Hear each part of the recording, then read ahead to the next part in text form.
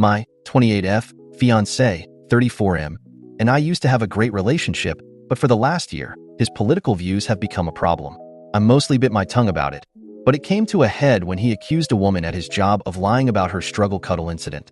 I pointed out that when a woman accuses a man of SA, he questions it and says she is lying.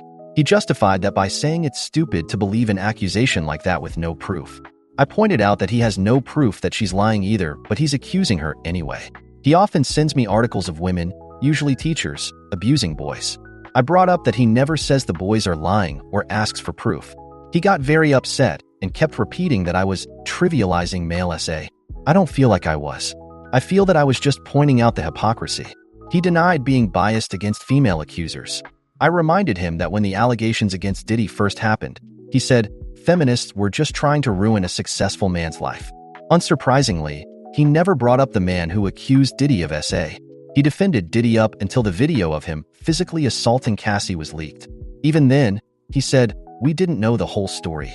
The final straw was when he was telling me, yet again, how women are actually worse than men because we are sneaky and conniving and at least men will K you over to your face. He kept saying that women are far worse people than men, and I just lost it. I said that there was nowhere on earth, not now or ever in recorded history, has the female violent crime rate been higher than the males. I told him that men kill each other even more than they kill us, so they are a bigger danger to themselves than some girl being sneaky. I said that blaming women for unfair legislation, like conscription, makes no sense when men make up the majority of the US government and most, if not all, other governments. He was absolutely furious about all this. He didn't argue with me, Peresi. He just told me that I was brainwashed by the feminist agenda and that feminism lied to me and convinced me I was special. I still don't know where that comment came from. It was not relevant to anything. I, admittedly, was very pissed off and said, well, maybe patriarchy lied to you about this relationship being special.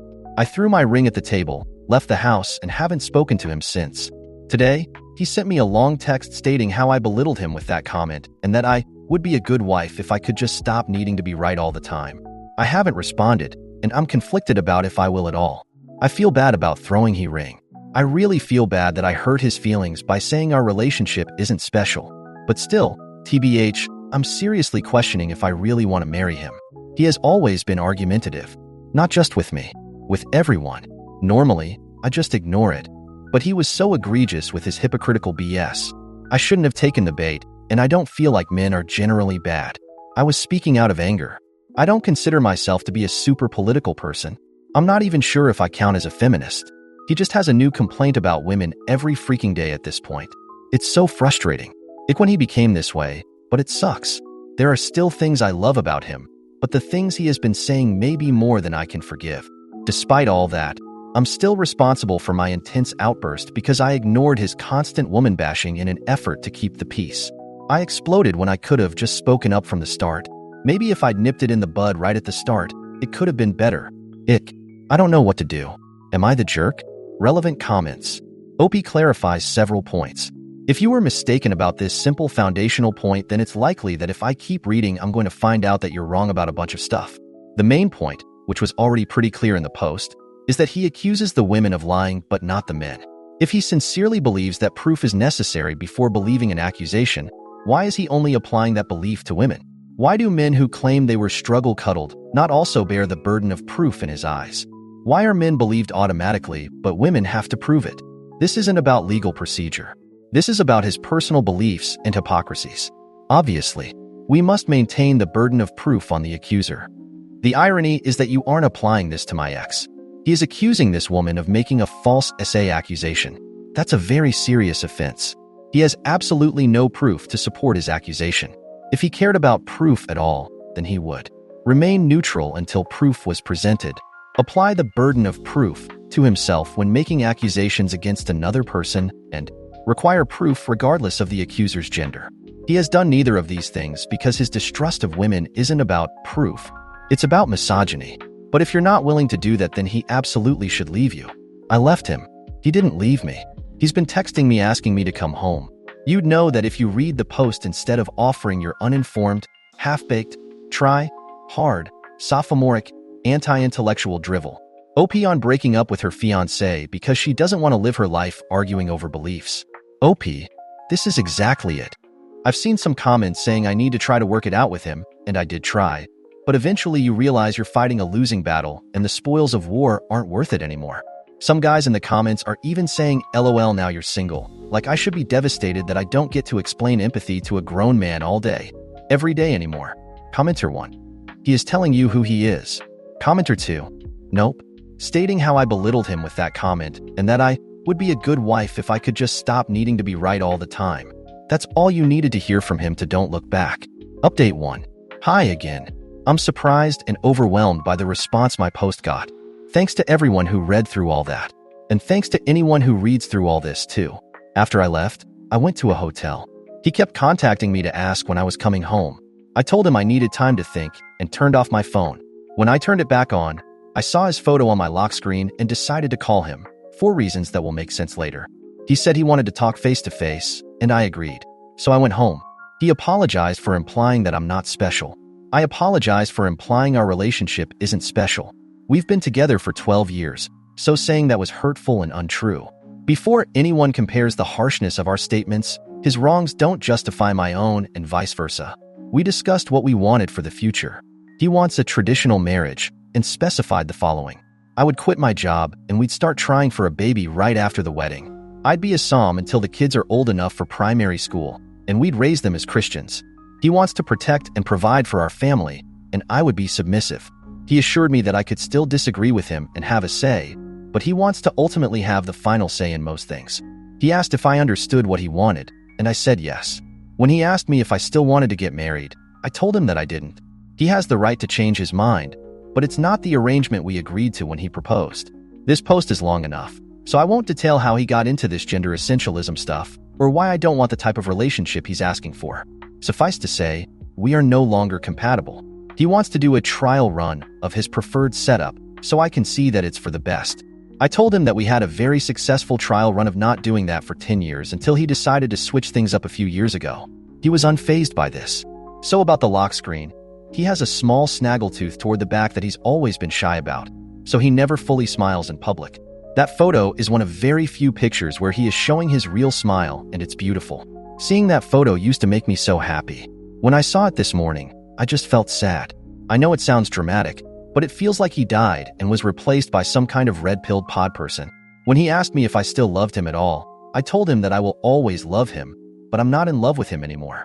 I get that many people had strong feelings about the things he said, and he definitely crossed the line several times. But this is still so hard for me to do. He's the only man I've ever been with and my best friend. I'm relieved that it's over, but still sad about how it ended. I accept that he's a different person now, but it's hard not to think of what could have been. Relevant comments. Commenter 1. You put it perfectly right here. He asked if I understood what he wanted, and I said yes. When he asked me if I still wanted to get married, I told him that I didn't. He has the right to change his mind, but it's not the arrangement we agreed to when he proposed. You made an informed decision. Commenter 2. I'm very proud of you. It's hard to make that change. And you were so honest about how this isn't going to work for you, and yes, he changed things. You had 10 good years and 2 bad ones. Those bad ones outweigh the good. Update 2. Hey everyone, I didn't think I'd be back here so soon, but, well, things escalated. Big time. After our last conversation, I really thought that was it. I was ready to move on, get some closure, maybe go to a few therapy sessions to process it all, but apparently, he wasn't. I woke up 2 days after the breakup to a 15-page email from him. Yes, you read that right. 15 pages. It was a manifesto about how our relationship failed because I was seduced by modern feminism. He blamed everything from my job to my friends, and even threw in that my taste in TV shows poisoned my mind. According to him, watching Succession and Euphoria is somehow connected to my descent into disobedience. I was so stunned. I couldn't even be mad at first. I skimmed through it, but about halfway, I just closed the email and went about my day. Honestly, I was trying to be mature and not engage. But that wasn't the end of it. A few hours later, I got a text from his mom. Now, I've always had a great relationship with her, at least. I thought I did, but she sent me this long, guilt-trippy message about how I'm throwing away a decade of love and breaking her son's heart. She implied I'd regret this forever, and even mentioned how her and his dad weathered storms in their marriage and came out stronger. It felt like an emotional ambush. I don't know if he told her what's really been going on, or if she's just getting his side, but it felt manipulative. I politely told her I appreciated her perspective, but this decision was between him and me. Her response? You'll come crawling back once you realize how hard it is to find a man who wants to protect you. Okay. I guess being protected by a guy who sends you unsolicited political rants is what I've been missing. Anyway, I blocked her. I wish that was the most dramatic part of the story, but here's where things get really wild. Yesterday, I came home from work to find him sitting on my doorstep. At first, I thought he'd just been waiting for a while, but he had a blanket with him. Turns out, he'd been there for hours. He was talking really fast, like he was hyped up on something, and kept saying he had a plan to fix everything. He pulled out this binder, I kid you not, a binder full of research on how we could get back on track. There were printed out articles, graphs, even handwritten notes. He went on and on about how we could reset our relationship if I just listened to his side for once and gave up my feminist ideologies. It felt like I was talking to someone in a cult. I tried to stay calm and told him, again, that it's over. He got really agitated, like pacing back and forth, and then he said something that actually freaked me out. He was like, "If you're not going to marry me, I don't know what I'll do." And the way he said it wasn't angry, it was desperate. That's when I told him he needed to leave, or I'd call someone. I was shaking at that point, but he finally left, muttering something about me being brainwashed. After he was gone, I called a friend and crashed at her place for the night. I haven't been back to my apartment since. Now, I'm trying to figure out what the hell I'm supposed to do. I feel like I'm living in some weird Twilight Zone where the guy I thought I knew for 12 years has completely lost touch with reality. Part of me feels guilty for how far this has gone. Like maybe I should have cut things off sooner before he spiraled like this. But the other part of me knows this isn't on me. He's making choices that are way beyond anything I can control. I've blocked him on everything now, and I'm considering talking to a lawyer about a restraining order, just in case. My friends are urging me to do it. They think he's crossed too many lines and that it could get worse. I'm honestly torn. I don't want to blow this up into some huge legal battle, but after seeing how unhinged he was on my doorstep, I'm not sure what to expect anymore. I keep replaying that moment when I saw his picture on my lock screen and felt like I didn't know him anymore. That feeling has only gotten stronger. It's like I've lost the person I spent over a decade with, but instead of mourning that, I'm now dealing with whatever this is. I don't even know how this ends. Maybe it's the last I'll hear from him. Maybe it's not. Right now, I just want to get some peace and move on with my life. But part of me wonders if he's going to let me. Relevant comments. Commenter 1. You need to get a restraining order. His behavior is escalating, and it's scary. Please protect yourself. Commenter 2. That binder full of research is giving major red flags. I've seen this kind of obsessive behavior before, and it never ends well. Get legal help, for real. Commenter 3. You're not responsible for his choices. Don't let guilt trick you into thinking this is on you. This is all on him. Update 3. After the incident with him showing up at my doorstep with that creepy binder, I decided enough was enough. I took the advice of many of you and my friends and reached out to a lawyer. I wasn't sure if I was overreacting, but the situation was escalating way too quickly for comfort. My lawyer helped me file for a restraining order, and honestly, just doing that made me feel like I was taking control back.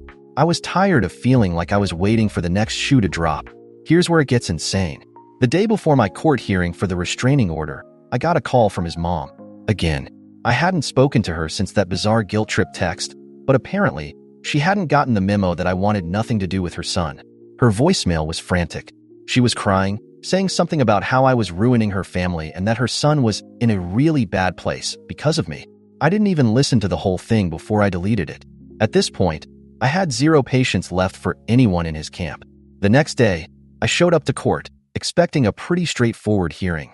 I had my lawyer, I had my documentation of his weird behavior, and I was ready to just get this over with. But guess who also showed up? Not just him, but his mom and his dad. They came as if we were having some kind of family mediation. His mom even had the nerve to approach me before the hearing, asking if we could talk it out without getting the law involved. I told her, firmly but calmly, that this wasn't up for negotiation anymore. Then, we went inside, and that's when it all hit the fan. He didn't come to court quietly. He came with a defense. He had hired his own lawyer, and when the judge asked him if he had anything to say, his lawyer went off about how I was the one manipulating him, how I destroyed a good man by rejecting traditional values, and get this, that I was the one harassing him by blocking him and cutting him off without closure. It was like listening to someone spin an alternate reality, and I could barely believe what I was hearing. But it gets worse. Then he stood up.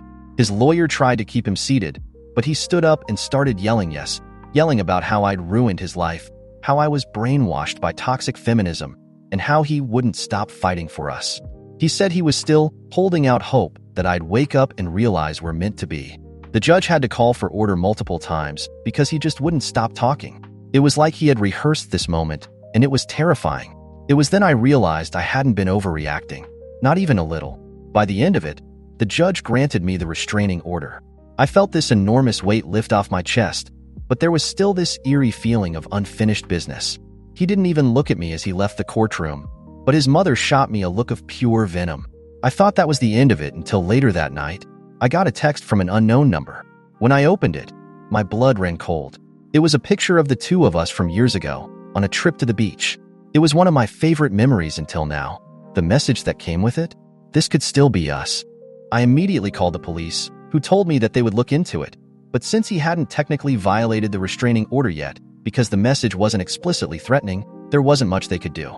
They advised me to be cautious and document everything. So I forwarded the text to my lawyer and blocked the number. That was it for me. I wasn't going to let him haunt me any longer. I packed a bag and went to stay with my friend again. But this time, I wasn't just waiting for the next move. The next morning, I called my landlord and terminated my lease. Yep, I'm moving. I'm getting out of this city entirely. I'm not running away, but I'm not going to live my life looking over my shoulder, wondering when he'll show up again with another binder or some unhinged text message. I found a new apartment in a different state where I have a few close friends, and I'm starting fresh. I wish I could say that was the last time I heard from him, but the truth is, I don't know what's going to happen next. Maybe he'll move on, or maybe he won't. I can't predict that, but I'm not waiting around to find out. What I do know is that I'm done letting him control the narrative of my life. For too long, I let him chip away at my self-worth, question my beliefs, and make me feel like I was crazy for wanting something different. No more. So here I am, writing this final update from the chaos of my half-packed apartment. It feels like the end of a chapter, but not in the way I expected. I always thought the end of my relationship would be a quiet thing, a mutual understanding that we just grew apart. Instead, it was a slow-motion implosion, with fallout I'm still cleaning up. But maybe that's okay. Maybe that's what I needed to see how much I've grown and how much he hasn't. To anyone reading this who's found themselves in a similar situation, don't wait. Don't wait for them to change back into the person you loved. They won't. And it's not your job to fix them. Sometimes, the most loving thing you can do for yourself is to walk away.